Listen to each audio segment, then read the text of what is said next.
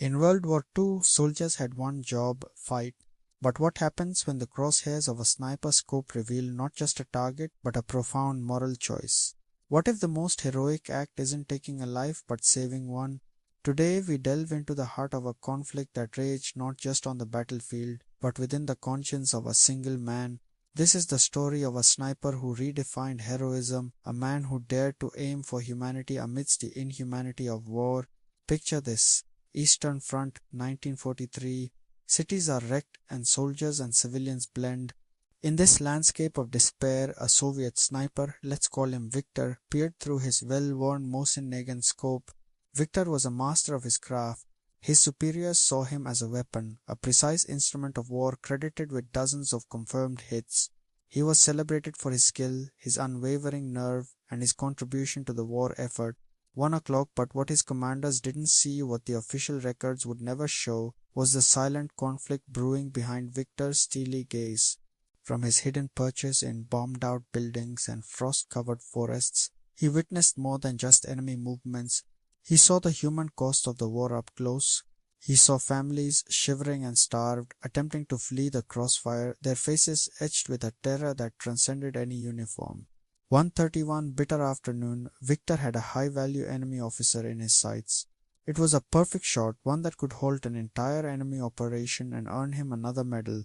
His finger tightened on the trigger, but then movement. From a collapsed doorway, a young girl no older than his own niece back home darted into the open, chasing a stray cat. She was directly in the line of fire, oblivious to the mortal danger she was in. 2 o'clock, in that split second, Viktor's world tilted on its axis.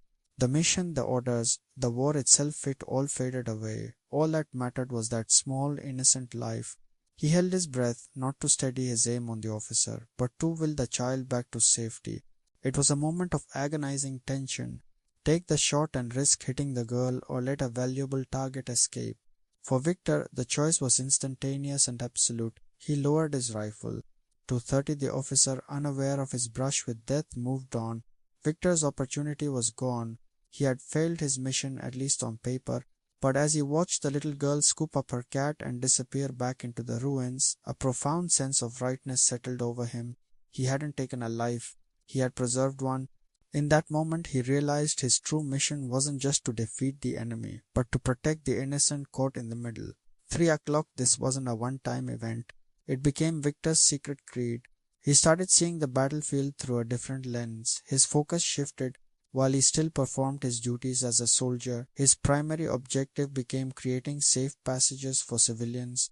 He would use his exceptional skills not for killing but for strategic deterrence.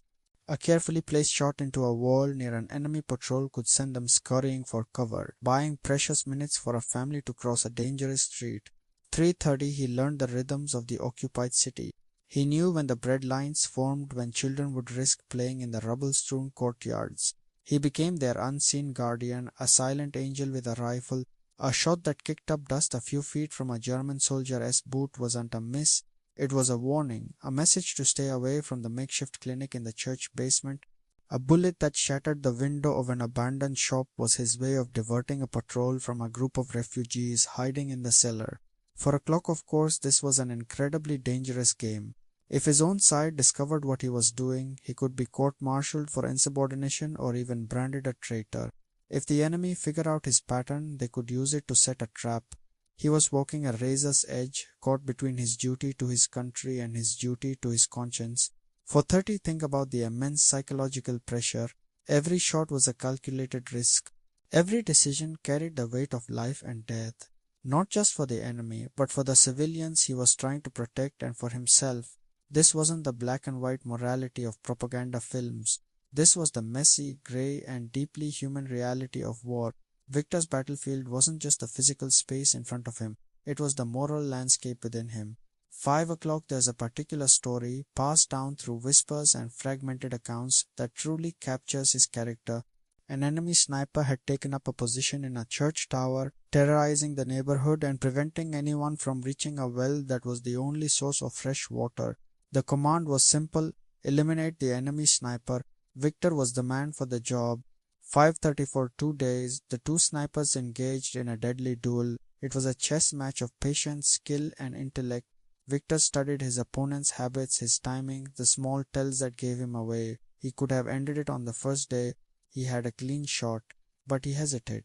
He saw civilians, desperate for water, trapped by the stalemate. 6 o'clock on the third day, Viktor didn't aim for the man in the tower. Instead, he waited for the precise moment the sun would glint off his own scope. He intentionally flashed the light towards a different, less defensible enemy position nearby. As he predicted, the enemy sniper in the tower, thinking he was spotting a new threat, shifted his attention and fired in that direction. 6:30 in that brief window, Viktor provided cover fire not at the sniper, but at the ground around the well, kicking up dirt and creating a screen. He essentially yelled, "Go now." Without uttering a sound, the civilians understood.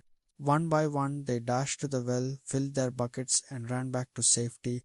He had outsmarted his opponent not to kill him, but to complete a humanitarian mission. He eventually neutralized the threat from the tower, but only after the innocent were out of harm's way.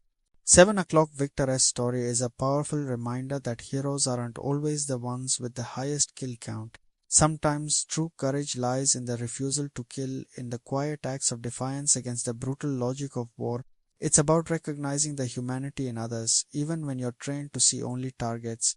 These moral warriors, often lost to history, fought a second silent war for their own soul. 7:30 they understood that victory is meaningless if you sacrifice your own humanity to achieve it. Their legacy isn't written in battle reports or etched onto monuments. It lives on in the families that survived, in the children who grew up to have children of their own, all because a soldier from a distance chose compassion over command.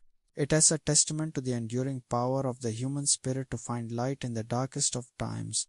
8 o'clock the ethical dilemmas faced by soldiers like Viktor are not just relics of the past.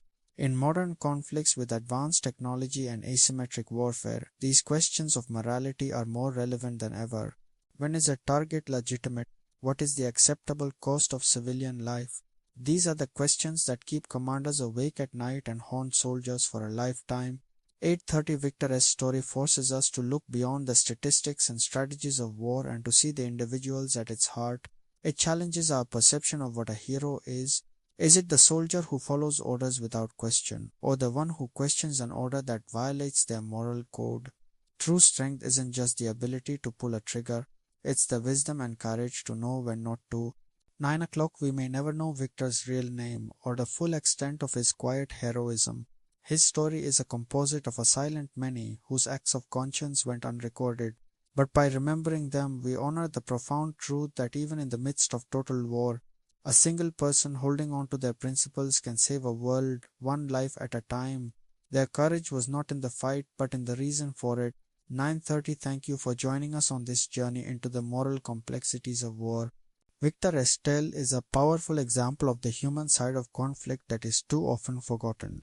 If this story moved you, please consider hitting the like button and subscribing to our channel for more deep dives into the psychology and humanity behind history's greatest events. We'd love to hear your thoughts in the comments below. Until next time, stay curious and compassionate.